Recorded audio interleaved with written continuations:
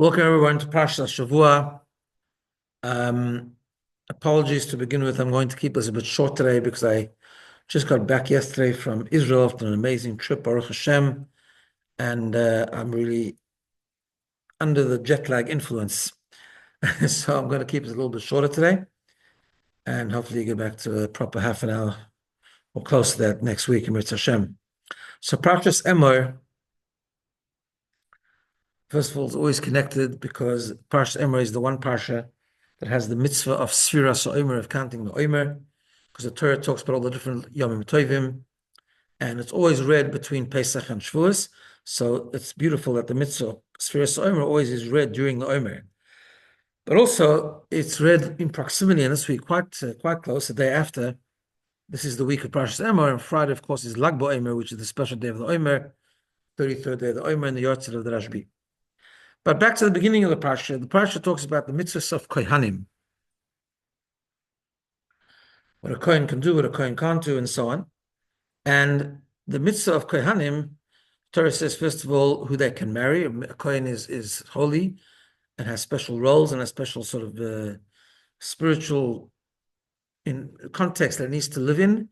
And therefore, a Kohen can't marry a divorcee, for example, can't marry a convert, and so on and so forth. And then we have also the mitzvahs that a Kohen cannot become tomei, not become impure, except for two relatives like father and mother and so on. Then we also have this idea of a Kohen is able to do things that another person can't do. So for example, truma. So let me just explain. In the agricultural society of Eretz Yisrael, especially at times when people were pure and so on, nowadays the mitzvah is done a bit differently, but in the olden days, when a person grew crop, the first thing had to be separated was truma. Truma was holy and had to be eaten when it was pure. If it can be contaminated in any way, it could not be eaten, it has to be burnt or whatever the case is. But if it was pure, and also the person eating it had to be tahor, had to be pure, and it must be eaten only by a kohen, only by a kohen. However, we learn in the Torah and in halacha that if someone marries a kohen, so for example, a woman is not a kohen, a woman not a kohenim, or even if she doesn't come from a kohen, if a woman eats truma, if a woman marries a kohen, then that woman can eat truma as well. We also learn that if a kohen has a eved, a servant, a slave, that he bought, that he purchased, so to speak, that eved, even though the eved is not a kohen, but that eved could also eat truma as well. So I want to share with you a little idea that the Lubavitcher Rebbe says in a Sikha. I'm going to leave this parsha for a second and come back to it in a moment. The Gemara says like this. The Gemara says that when it talks about the importance of making a bracha over one's food, right? The Gemara says, Kol haneh ma'olam hazeh b'lo bracha. If anyone has benefit from this world without making a bracha first, ke'ilu mo'al b'kotshei shomayim. It's like a person who desecrated or misused. There's a concept called mo'al, me'ila. Me'ila means when a person uses something holy for his own personal use, and that's considered very bad. So when if a person has benefit from this world without making a bracha, it's like the person was mo'al. He misused and abused the things that are sacred to Hashem. As it says, LaHashem ha'oretz u'meleyo. Everything belongs to Hashem. Everything's in Hashem's world, the consecration, the sacredness of Hashem's world. And if we're eating without making a bracha, it's like abusing that holiness, just like the din of me'ilah, when you use something holy, like a korban or something that's consecrated, use it for your own personal use. Question is, how does a bracha help then? For example, let's say a non-Kohen, right? A non-Kohen can't eat truma. Truma is holy. Only a Kohen can eat it, right? So if I pick up the truma and I make a bracha, is that going to help?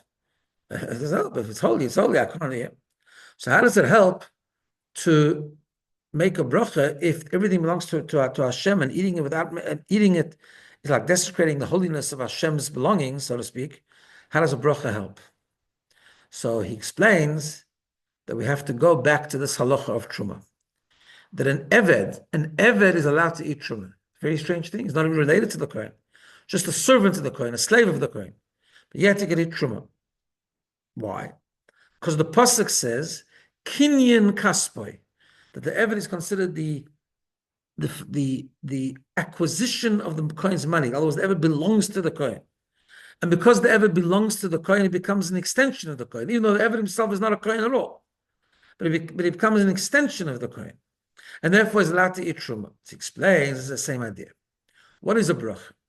When we make a bracha, we acknowledge and reveal and connect to this idea that Baruch Atah Hashem Elokeinu, Hashem is our God, Melech HaOlam is the king of the entire universe. In other words, we recognize that we are under the rule and we belong to Hashem. In other words, when we make a bracha, what we're really doing is we're exposing and really revealing this idea that we are the Eved of Hashem. We belong to Hashem like an Eved belongs to the Kohen. And therefore, just like an Eved who belongs to the Kohen is allowed to eat Truma because he's under the ownership of the Kohen, so too, when we make a bracha and we recognize and we acknowledge that we are Eved la Hashem, we're an Eved to Hashem, and therefore we're allowed to eat Hashem's food. We're allowed to have benefit from Hashem's world, just like the Eved can eat Truma. So now we understand the whole thing. If a person eats without making a bracha, which means he has not yet recognized that Hashem is Melech HaOlam, then it's like a non-Kohen eating Truma. In other words, you're eating something that belongs to holiness, that you're not holy, and therefore you shouldn't be able to do it. You're desecrating the holiness of Hashem's world. But if you make a bracha by acknowledging Hashem is Melech HaOlam, and therefore he becomes the king, and you are his subject, you are his servant, therefore then now you become the Eved of Hashem, you're allowed to eat Truma like a Kohen, like the Eved of a Kohen could eat Truma of a Kohen. That's one idea. I want to show you another beautiful idea. The Torah says that a Kohen cannot become Tomei, right?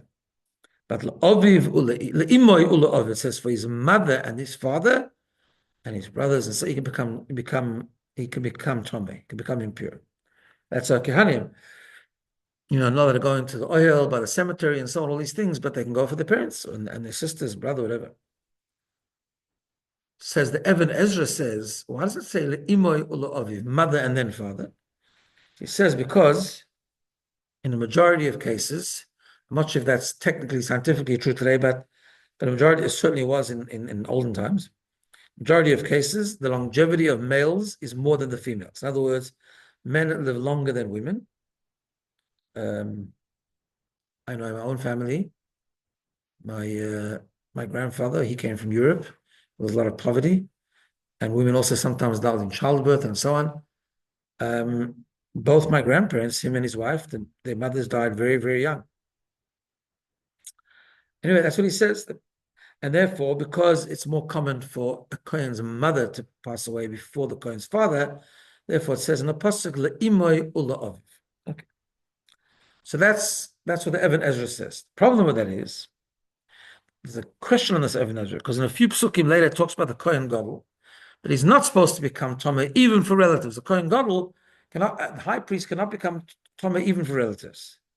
And there the pasuk says, La'oviv ule'imo lo yitama, he cannot become Tomei for his father and for his mother. So it shows you the order. It doesn't say the order first. In other words, not necessarily the tumah of the mother comes first, because over there it says La'oviv ule'imo, the father, and then for his father and his mother, he may not become Tomei, but it puts the father before the mother. So there was a Goen called Rabbi Yankele Gesundheit from Varsha, from Warsaw, and he explained it in the following way. He says very simple. Big difference between a regular Kohen and a Kohen Gadol. The halacha of the Kohen Gadol is when a Kohen Gadol dies, his son becomes a Kohen Gadol, if he's eligible. The preference goes to his son. In other words, he fills the shoes of his son, which means that by a Kohen Gadol, for a person to be a Kohen Gadol, the first encounter with Tumah will always be the father. Even if his mother died before his father, that means his mother died, his father was still a Kohen Gadol. So he's not the Kohen Gadol. As a Kohen Gadol, as in terms of the halachas that pertain to the Kohen Gadol, his father always dies first. The first tumah of a parent that he will encounter is the father. And that's why by the regular Kohen it says Li'imo La'ov. But by the Kohen Gadol, it becomes L'Oviv L'Imoy, because really the first encounter of Tumah is always the father, because that's when he became a Kohen Gadol. Which by this we can also explain an interesting thing. There's a halacha in Gemara Makos and in the Torah that if someone kills inadvertently b'shoigeg, then the person has to go to an orei miklat, to the cities of refuge. And if it's established that it was like manslaughter, in other words, he was irresponsible to a certain degree, even though it was completely unintentional, there is a punishment in the Torah. That punishment is to stay in the orei miklat until the Kohen Gadol passes away. Says the Gemara that the mothers of the Kohen Gadol used to go around to the orei miklat and give food and nice things to the people there. Why? To prevent them davening for the death of their sons. You imagine a guy stuck in the orei miklat, he davens to Hashem that the Kohen Gadol should die already so he can go free. By the way, parenthetically, this shows the amazing power of tefillah. We're talking about someone that is in orei miklat. That means he killed. He needs an atonement, and nevertheless he prays inappropriately. You don't pray for someone's death, and he does. So it could have an effect. We say that tefillah is so powerful that it can have an effect. It needs the mother of the Kohen Gadol to come and provide him with sustenance and food and things. They shouldn't, to make sure they should be on side, and they shouldn't daven for the death of their son, the Kohen Gadol. And the question of this answer, why only the mothers of the Kohen Gadol? Why not the fathers of the Kohen Gadol? The answer is very simple, because generally speaking, the way the structure is supposed to be done, you don't have a father of a Kohen Gadol. Because father of the Kohen Gadol was the previous Kohen Gadol. And therefore she should be the Kohen Gadol. So therefore, when a Kohen Gadol is a Kohen Gadol, he probably doesn't have a father. Therefore, the father doesn't come and give food and stuff to the inmates, so to speak. They shouldn't daven. So is it the mother? Because the mother could still be around, because you can only be a Kohen Gadol once your father, if he was the Kohen Gadol, if he dies first, and then your person becomes a Kohen Gadol. That's just a couple of thoughts on this week's Parsha, and I wish everyone a good day and ultimately a good Shabbos, and also a freilich, a very happy Lag BaOmer, which is this Friday, the yahrzeit, the holy yahrzeit of the Rashbi. And it's a very special day of brachas, a day of power, ruchnistic power, so everyone should tap into the energy of the day and only have good things. All the best.